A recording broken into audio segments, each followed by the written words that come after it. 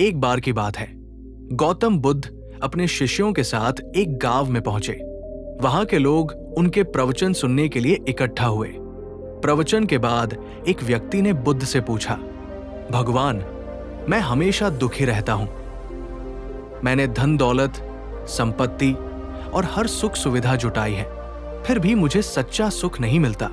कृपया मुझे बताइए कि सच्चा सुख कैसे पाया जा सकता है।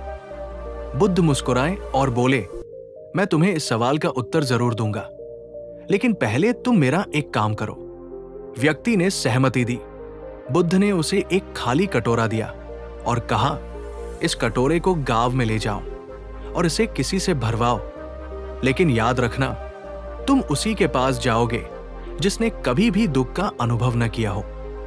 दुख से अछूता कोई नहीं वो व्यक्ति कटोरा लेकर गांव में गया।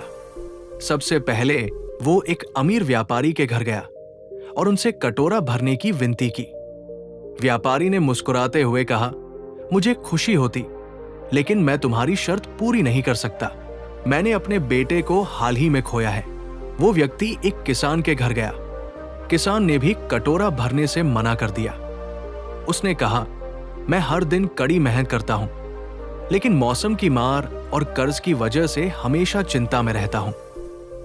दिन भर वो व्यक्ति गांव भर में घूमता रहा, लेकिन उसे एक भी ऐसा व्यक्ति नहीं मिला जिसने कभी दुख का अनुभव न किया हो। निराश होकर वो बुद्ध के पास लौटा। बुद्ध ने मुस्कुराते हुए पूछा, क्या तुमने कटोरा भरवाया? व्यक्ति ने सिर झुका लिया और कहा, नहीं भगवान, मैंने जाना कि दुख तो हर किसी के जीवन का हिस्सा है, कोई भी इससे अछूता नहीं है। बुद्ध बोले, यही सच्चा उत्तर है। जब तक तुम अपने सुख को दूसरों से बेहतर या परिस्थितियों पर निर्भर मानोगे, तब तक तुम्हें शांति नहीं मिलेगी। सच्चा सुख मन की शांति और संतोष में है। इसे बाहर ढूंढने के बजाय अपने भीतर खोजो।